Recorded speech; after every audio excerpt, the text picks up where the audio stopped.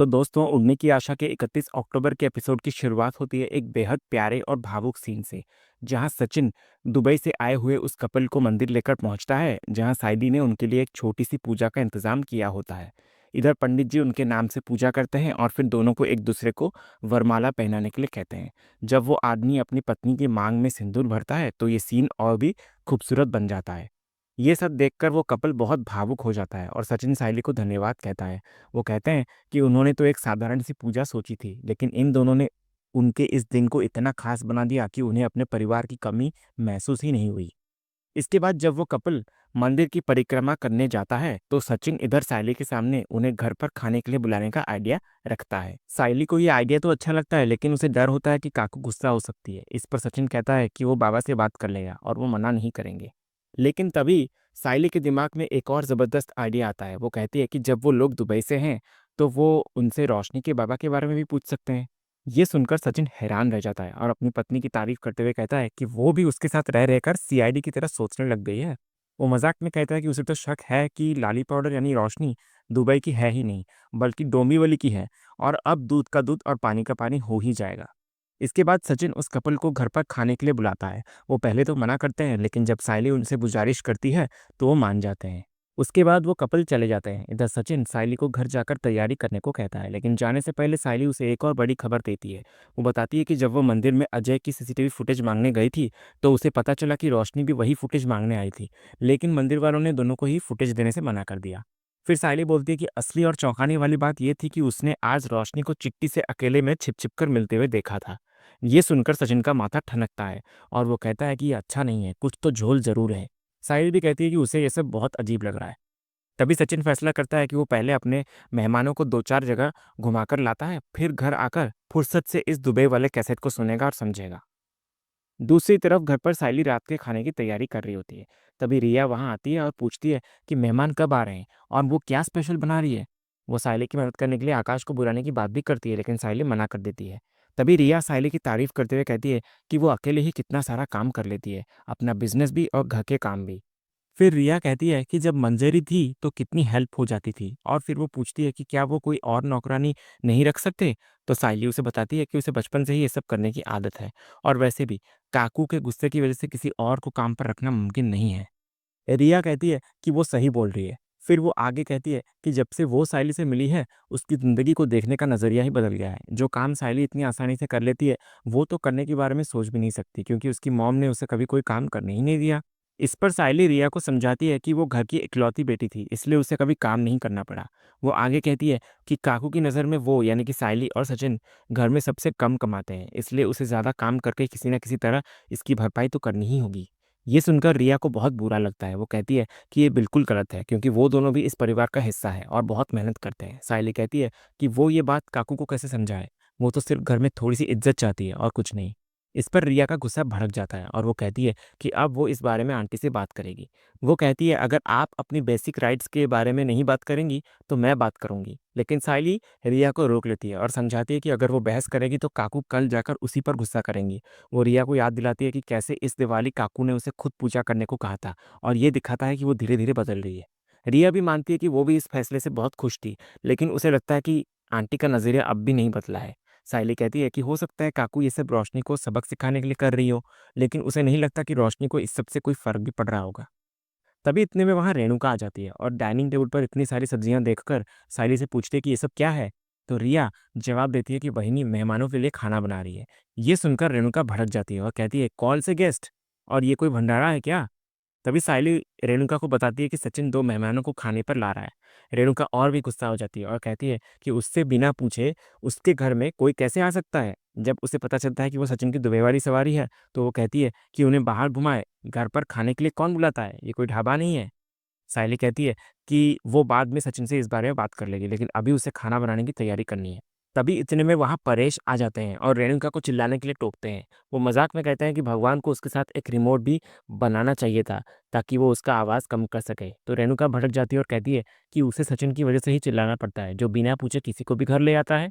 इस पर परेश खुलासा करते हैं कि सचिन ने उनसे पूछा था और उन्होंने ही मेहमानों को बुलाने की परमिशन दी थी। वो रेणुका को समझाते हैं कि वो लोग विदेश से आए हैं और अगर सचिन उन्हें घर का खाना खिलाना चाहता है तो इसमें कोई गलत बात नहीं है। जब परेश कहते हैं कि अगर उसे दिक्कत है तो वो सचिन को मना कर देते हैं, तो रेणुका बात को पलट देती है और कहती है कि अब जब बुला ही लिया है तो आने दो। इसके बाद परेश सायली से अच्छा खाना बनाने को कहते हैं ताकि वो मेहमानों का अच्छे से स्वागत कर सके। दूसरी तरफ किचन में सायली खाना बना रही होती है और रिया उसकी वीडियो बना रही होती है। वो कहती है कि वहिनी को तो फूड ब्लॉगर बन जाना चाहिए क्योंकि उनकी रेसिपीज इतनी अच्छी होती है। तभी किचन में रोशनी आती है और पूछती है कि आज घर में इतनी अच्छी खुशबू क्यों आ रही है। जब उसे पता चलता है कि सचिन ने अपनी सवारी को खाने पर बुलाया है, तो वो ताना मारते हुए कहती है, ये तो by one get one free offer है। कैब बुक करो और खाना फ्री। टिप लेने का बहुत बढ़िया तरीका है। ये सुनकर रिया तुरंत रोशनी को जवाब देती है और कहती है कि वो लोग दूसरे देश से आए हैं और इंडियन फूड से उनका स्वागत करना एक बहुत अच्छा आइडिया है। वो रोशनी पर आगे ताना मारते हुए कहती है कि सचिन दूसरों की तरह लालची नहीं है। तभी सायली रिया को शांत रहने के लिए कहती है और रोशनी भी बात को मजाक में टालते हुए कहती है, रिलैक्स सायली, मैं तो बस मजाक कर रही थी। और प्लीज़ तुम ये खाना जल्दी बना दो क्योंकि इस खुशबू से मुझे और ज़्यादा भूख लग रही है। इतना कहकर वो वहाँ से चली जाती है। दूसरे सीन में जब परेश आकाश को घर पर देखते हैं और पूछते हैं कि वो काम पर क्यों नहीं गया, तो वो कहता है कि वो सायली बहनी के हाथ का बना खाना खाए बिना नहीं जा सकता। तो रेणुका आकाश को टोकती है कि वो रेस्टोरेंट में काम करता है तो क्या वहाँ खाना कम पड़ता है उसको। इस पर आकाश कहता है कि सायली बहनी जैसा खाना किसी भी रेस्टोरेंट में नहीं मिलता। इसके बाद कहानी का सबसे दिलचस्प मोड़ आता है। सचिन दुबई वाले कपल को अपने घर लेकर पहुंचता है। वो अपने बाबा और बाबा की बाइकों से उनकी मुलाकात करवाता है। वो कपल सचिन की बहुत तारीफ करते हैं और कहते हैं कि उसने उन्हें एक परिवार की तरह ट्रीट किया है। इस पर परेश कहते हैं कि हिंदुस्तानियों की यही खासियत है कि वो सबको अपना मान लेते हैं। जब सायली वहां पर आती है तो वो कपल उसे कहता है कि वो बहुत लकी है जो उसे सचिन जैसा पति मिला। वो उन्हें हमेशा खुश रहने का आशीर्वाद देते हैं। सचिन भी अपनी पत्नी की तारीफ करता है और कहता है कि सायली भी एक नंबर बाइक को है। फिर वो कपल परेश को एक टोकन ऑफ अप्रिसिएशन के तौर पर फलों से भरा एक गिफ्ट देता है, तो परेश उन्हें सालगिरह की बधाई देते हैं। जब वो कपल फिर सचिन से पूछते हैं कि सचिन तुमने तो बताया था कि तुम 3 भाई हो, तो सचिन मजाक में कहता है कि हाँ हम 3 ही हैं, एक मैं, ये आकाश और एक खजूर। फिर जब परेश सचिन को डांटते हैं कि वो ऐसा वर्ड यूज़ ना करे उनके सामने, तो वो कपल को बताता है कि उनका नाम है तेजस। वो रेणुका होम गैजेट्स नाम का शोरूम चलाता है। रेणुका भी इधर गर्व से बताती है कि तेजस ने अपने शोरूम को उसका नाम दिया है। इसके बाद सचिन सबका इंट्रोडक्शन करवाता है, लेकिन असली मज़ा तब आता है जब परेश उस कपल से पूछते हैं कि वो कहाँ से हैं। तो सचिन तुरंत कहता है, ये मस्त सवाल पूछा है तूने बाबा। ये लोग उधर से ही हैं जिधर से लाली पाउडर यानी कि रोशनी है, दुबई। तो दुबई का नाम सुनते ही कमरे से बाहर आ रही रोशनी के होश उड़ जाते हैं। वो घबरा कर वापस अपने कमरे में चली जाती है और दरवाज़ा बंद करके कहती है, लग गई लंका मेरी।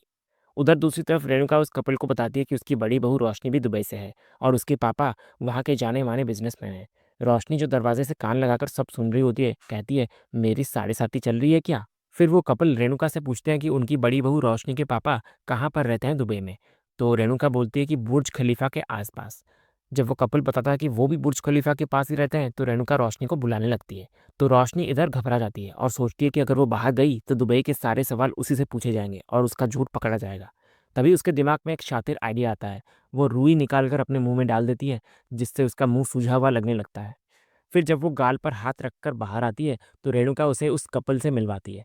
जब वो कपल रोशनी से दुबई के बारे में पूछता है, तो रोशनी सिर्फ सिर हिलाती है और इशारों में बताती है कि उसके अकल के दाढ़ में बहुत दर्द हो रहा है और वो बोल नहीं सकती। फिर इधर जब आकाश बताने लगता है कि रोशनी वहिनी ने बताया था कि उनके पापा का होटल्स का चेन है, तो वो कपल होटल का नाम पूछता है, लेकिन रोशनी दर्द का नाटक करते हुए कोई जवाब नहीं देती।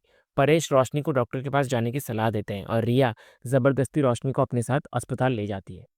इधर दूसरी तरफ अस्पताल पहुंचकर रोशनी चुपके से मुंह से रुई निकालकर फेंक देती है और रिया से घर जाने को कहती है, लेकिन रिया नहीं मानती। रोशनी बहाना बनाती है कि अब वो ठीक महसूस कर रही है और उसका एक क्लाइंट के साथ अपॉइंटमेंट है, लेकिन रिया उसकी एक नहीं सुनती। वो कहती है कि दांत के दर्द को नज़रअंदाज करना ठीक नहीं है और उसे अभी डॉक्टर को दिखाना ही होगा। जब नर्स रोशनी को अंदर बुलाती है, तो वो एक बार फिर रिया को घर जाने को कहती है, लेकिन रिया उसका हाथ पकड़ लेती है और कहती है, तुम तो ठीक से बात भी नहीं कर पा रही हो रोशनी, तुम इतना ज़्यादा टेंशन क्यों ले रही हो, मैं चलती हूँ ना तुम्हारे साथ। इतना कहकर रिया ज़बरदस्ती उसे अपने साथ डॉक्टर के कमरे में ले जाती है और रोशनी की सारी चालाकी धरी की धरी रह जाती है। दूसरी तरफ सचिन और साहिली किचन में रोशनी के अजीब बर्ताव पर बात कर रहे होते हैं। सचिन को पूरा यकीन होता है कि रोशनी ने दांत के दर्द का सिर्फ नाटक किया था ताकि उसे उस दुबई वाले कपल के सवालों का जवाब ना देना पड़े। वो कहता है कि दांत का दर्द अचानक ऐसे ज्वालामुखी की तरह नहीं फटता और जिस तरह रोशनी ने चिल्लाया था वो सरासर एक्टिंग लग रही थी। इधर साइली भी उसकी बात से सहमत होती है और कहती है कि कुछ देर पहले ही रोशनी किचन में खाना मांग रही थी, लेकिन जैसे ही काकू ने उसे बाहर बुलाया उसका मुंह अचानक सूज गया। सचिन कहता है कि जिसे दांत में दर्द होता है वो खाना नहीं मांगता, उसे यकीन होता है कि ये सब रोशनी की एक चाल थी ताकि वो घर से भाग सके। जब सायली कहती है कि रिया भी उसके साथ गई है, तो सचिन कहता है कि ये तो और भी अच्छा है क्योंकि रिया को कोई बेवकूफ़ नहीं बना सकता और अब दूध का दूध और पानी का पानी होकर ही रहेगा। उधर दूसरी तरफ अस्पताल में रोशनी एक बार फिर डॉक्टर को चेकअप करने से रोकने की कोशिश करती है और सिर्फ दवाई लिखने के लिए कहती है, लेकिन डॉक्टर मना कर देती है और उसे चेकअप करने के लिए बैठने को कहती है। जब डॉक्टर रोशनी का मुंह चेक करती है तो वो बताती है कि उसे कैविटी है और अच्छा हुआ कि वो समय पर आ गई। ये सुनकर रोशनी चौंक जाती है और कहती है कि उसे तो कोई दर्द ही नहीं है, लेकिन डॉक्टर कहती है कि दर्द बाद में होगा और अभी कैविटी निकालना ज़रूरी है। जब रोशनी बार बार घर जाने की जिद करती है तो रिया उसे ज़बरदस्ती रोक लेती है और डॉक्टर से प्रोसीजर शुरू करने को कहती है और फिर डॉक्टर रोशनी के मुंह में इंजेक्शन देकर उसका दांत उखाड़ देती है और रोशनी दर्द से चीख पड़ती है। दूसरी तरफ अस्पताल में बाहर आकर रोशनी दर्द से परेशान बैठी होती है और नर्स उसे दर्द कम करने के लिए आइसक्रीम देती है। तभी लगे हाथ रिया भी 6-7 आइसक्रीम घर के लिए वहां से ले लेती है। डॉक्टर फिर आकर रोशनी से घर जाकर आराम करने की सलाह देते हैं। उधर रिया मज़े से रोशनी की आइसक्रीम खा रही होती है। दूसरी तरफ घर पर दुबई वाला कपल खाना खाकर जाने की तैयारी कर रहा होता है। वो साली के बनाए खाने की बहुत तारीफ करते हैं और कहते हैं कि उन्हें एकदम परिवार जैसा महसूस हुआ। परेश भी अपनी बहू की तारीफ करते हुए कहते हैं कि वो साक्षात अन्नपूर्णा है। फिर जब वो कपल जाने की बात करता है तो रेणुका उन्हें अपनी दुबई वाली बहू से मिलने के लिए रोकने की कोशिश करती है। ठीक उसी वक्त तेजस घर आता है और रेणुका उसे उस कपल से मिलवाती है। जब उसे पता चलता है कि रोशनी दांत के दर्द की वजह से अस्पताल गई है तो वो भी हैरान रह जाता है। इसके बाद वो कपल रेणुका से कहते हैं कि उन्हें सच में बहुत देर हो रही है, इसलिए वो विदा लेते हैं वहां से और जाने से पहले वो परेश और रेणुका के पैर छूकर आशीर्वाद देते हैं। उनके जाने के बाद सचिन किचन में सायली से पूछता है कि रोशनी अब तक क्यों नहीं आई। तभी सायली बोलती है कि तुम रोशनी को लेकर इतना परेशान क्यों हो रहे हो। तो सचिन कहता है क्योंकि वो रोशनी पक्का झूठ बोल रही है और बहुत जल्द इसका झूठ पकड़ा जाएगा, इस बात का तू अंगूठा लगवा ले। तभी इतने में रिया और रोशनी घर लौटते हैं। उन्हें देखते ही रेणुका रोशनी से पूछती है क्या कहा डॉक्टर ने, और तेजस भी घबराकर पूछता है बाबू तुम ठीक हो। तभी रिया जवाब देती है कि हाँ वो अभी ठीक है।